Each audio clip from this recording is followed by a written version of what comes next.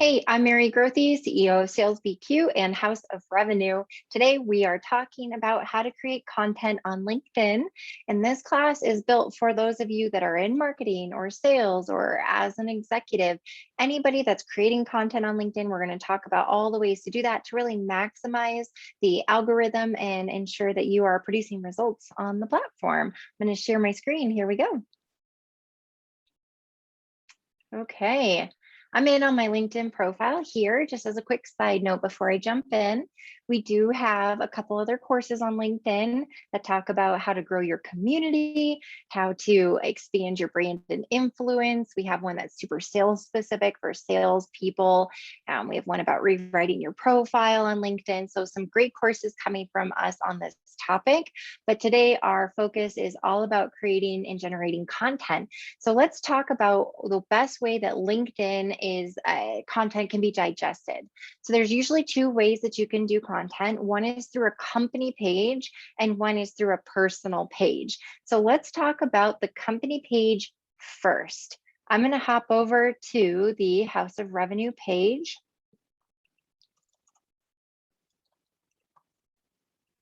And we're going to talk about setting up this company profile, and then we'll dig into some of that content and how that works. So first and foremost, your brand should be evident, but it really shouldn't be overwhelming or spammy feeling. So make sure that the brand in this banner image here, also in your logo, in your tagline, you're able to put something in here that aligns with your brand guidelines. It matches your website. Also, these are brand assets that your team should use for their individual LinkedIn profiles. So using the same banner or an adaptation of it, but you want to make sure that it's meeting your brand guidelines, and it should be very aesthetically pleasing, something easy to digest. You just don't want it to be over the top. So you have a design requirement here to make sure that that looks beautiful. When you get into the headline here, the tagline, this does have a pretty strict character limitation on it. So make sure that in this area, you're able to strongly articulate, quickly identify who you're working with, what you're doing. You can use that brand tagline. You can expand it a little bit more. And then you have an opportunity to choose the industry that you are in. And LinkedIn does have a little bit of limitation on the industry pick list. I think it has gotten better over time. I'd like to see it be even more thorough, but it is not today. All right.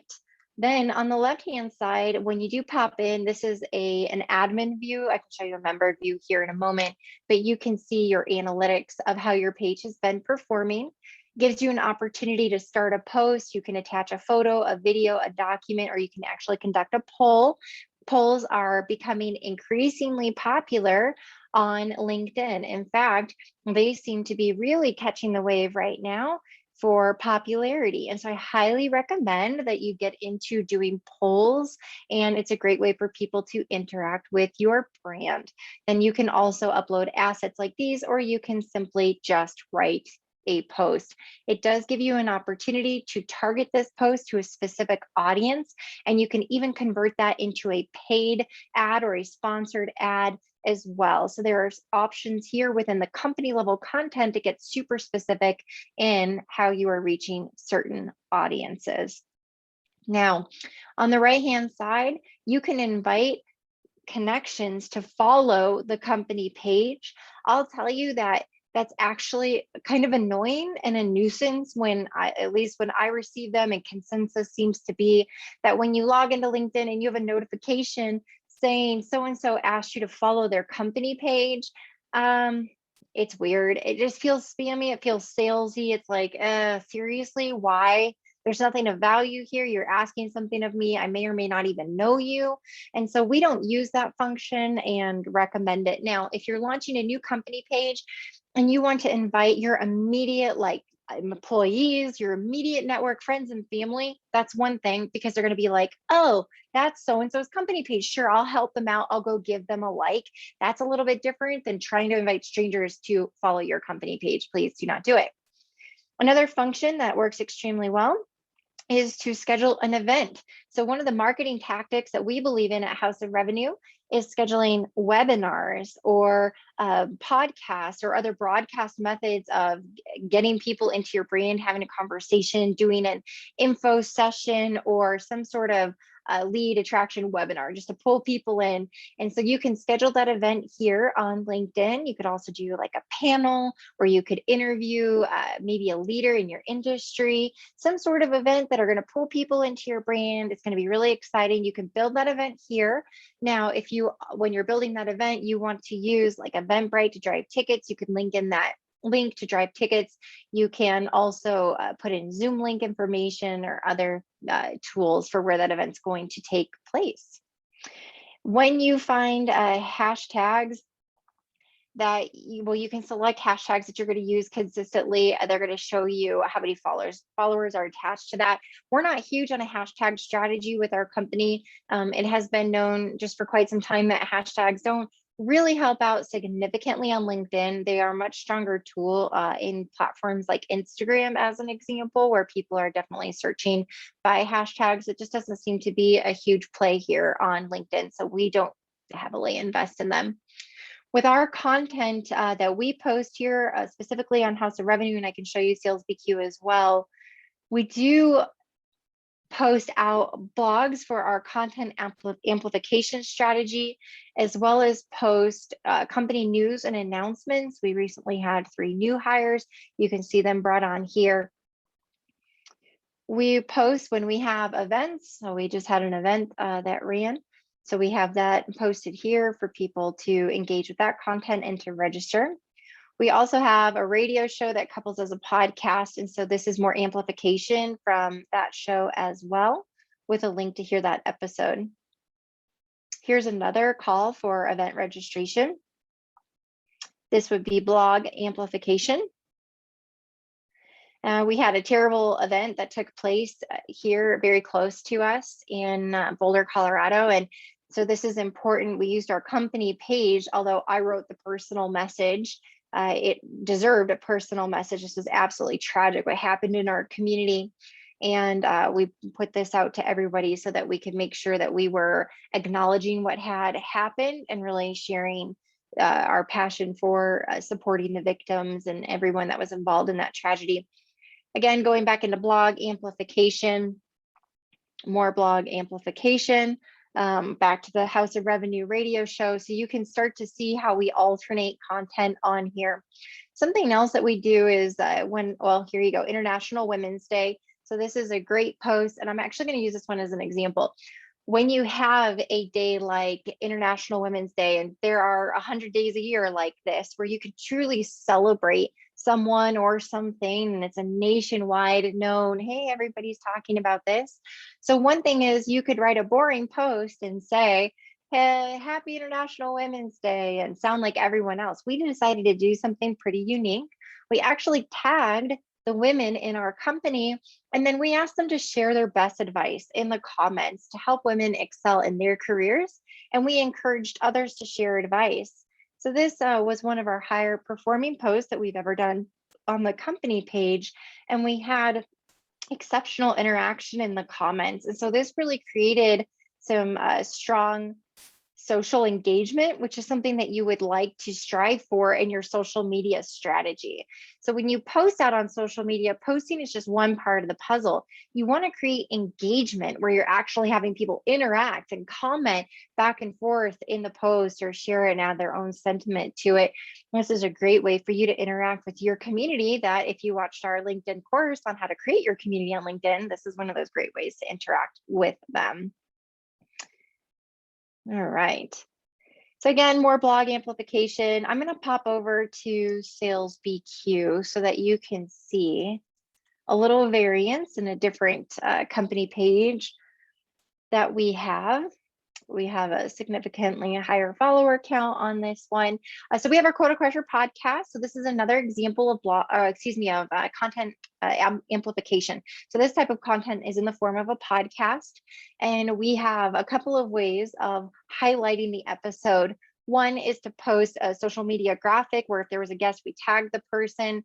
Additionally, we're taking a snippet And so the platform that our podcast is hosted on pulls out these snippets for us. So we're able to put forth this audio snippet here that we can put out. You just saw me like the post. It helps to create a little bit more involvement with the community. If you like your own post, do not do it out of the gate.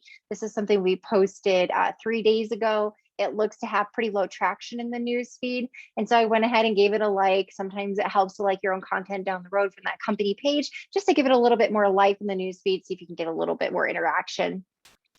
Then I do have the opportunity to do a lot of podcast guesting. And so we post those here, tag the person, podcast heavy, event heavy, again, and blog amplifications. And so this is a way for us to be on the company page.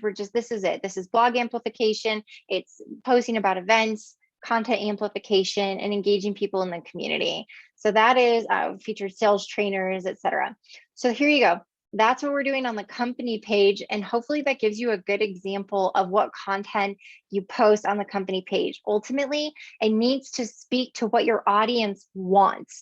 So if you're a digital advertising and marketing company, you're speaking to a specific type of buyer, what do they want to know? Well, they probably want thought leadership and know-how on how to do things in that industry. You want to educate that buyer. You want to put out thought leadership and content that's meaningful and something that they want to read, digest, and engage with.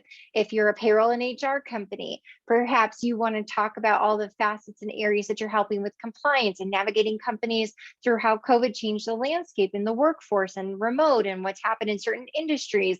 If you're a consumer company and potentially you manufacture a product and you are putting this out on a company page to talk about your different products and do product marketing and product specific, you could be heavy on use cases and testimonials and practical applications of use of that product and real customers who are wearing or using and the different products that you sell, and you can highlight that.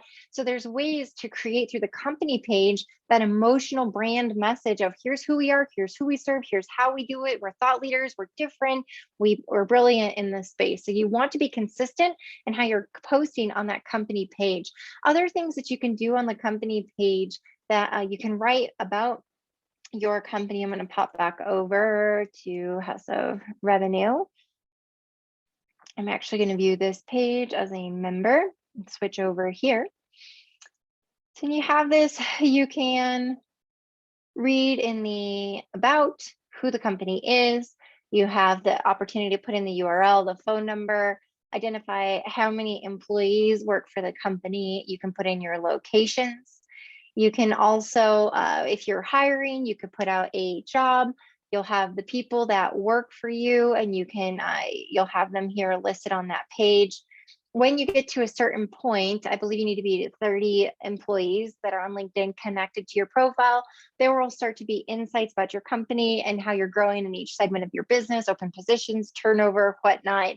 Those premium insights for people that are premium members will be able to see those about your company.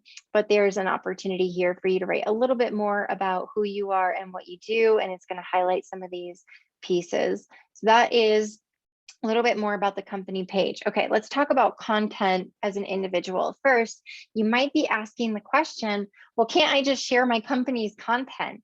Well, you can, but it's not really optimized in the newsfeed. LinkedIn knows when you're sharing content and it's not necessarily their favorite. What they're looking for is organic content through and through, organic. So I'm going to hop over to the home page. And what's typically going to get the most traction in the newsfeed is posting something organic. So this is a great example. This is a woman here in my professional community, Alicia. She does a tremendous job of this. So I'm going to go ahead and highlight how she's writing this post, and she added in an organic video.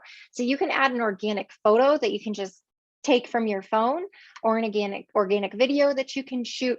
LinkedIn loves organic content. So even if you share a blog, even if you share something from your company page, if you share it in there, you can still write your own thoughts about it And then you can still upload your own video and your own photo and not let the URL populate or preview. I'll show you what I mean by that in a second, and write your own organic thoughts about it. That's what's going to have great traction.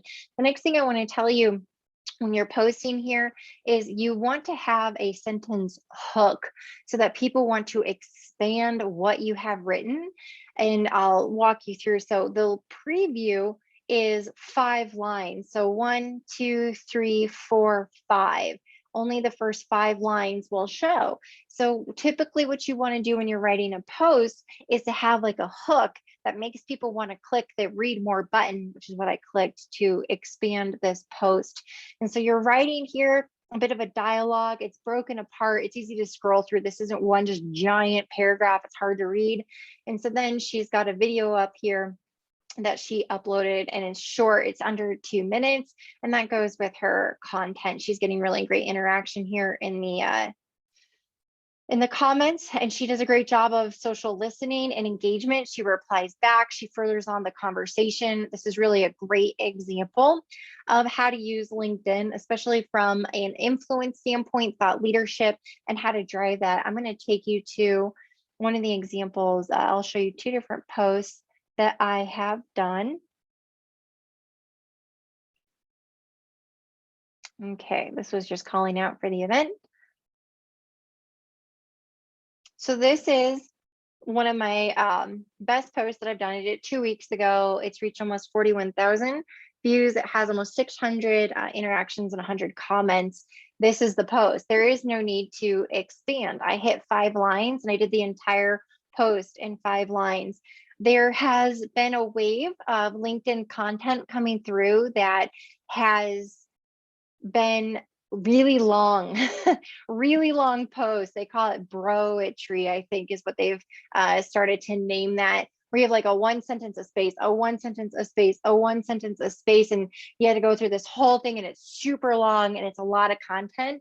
People typically aren't looking for a ton of content as they're scrolling for their newsfeed. I think that's why Twitter does so well. People are looking for that short, boom, hey, here's some short content. So in this post, I decided to keep it 5 lines. It's very succinct and to the point, and look at how well that post performed.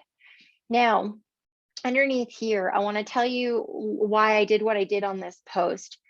I have a 17-minute keynote that I linked to. If I had just left the link, it would have populated the direct link to the YouTube video. However, I decided to pull a snippet of the video out, and I did it on my iPhone. So I don't know if you know this on your iPhone. If you swipe down on the menu, you can record your screen. And it's this record button here, if you can see that. When you record your screen, then you can record a video of what's happening on your phone. Well, what's cool about that is as I played the YouTube video on my phone horizontally, I recorded it.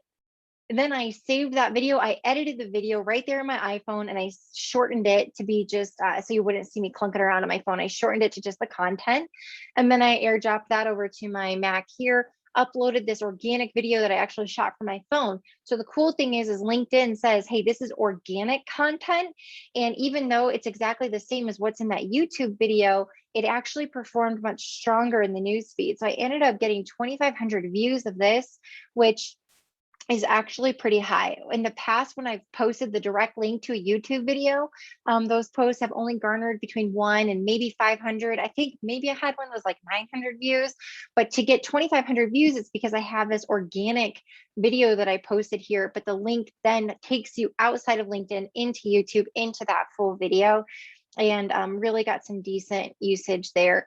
So this is a way that I post blog content as well. So I have a personal blog on marygrothy.com. I wrote the hook here and it didn't go as planned. So people are like, oh, what happened? You know, that's the hook. And then I uploaded my own organic photo taken from my phone with a link to the blog.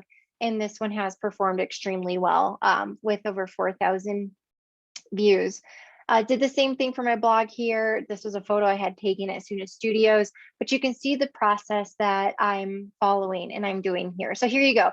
This is me posting a link to a video that went direct to YouTube, and you see it only has 595 views versus when I took that organic video and did it, then it had 2,500 views. So that's what I highly encourage you to do. I hope that this training on how to produce content and get this out onto LinkedIn is helpful for you. If you want to see more examples, you can really poke around on my personal page. You can connect with me on LinkedIn and ask if you have any questions on that. I do not mind hearing from you. Thank you all so much for joining today.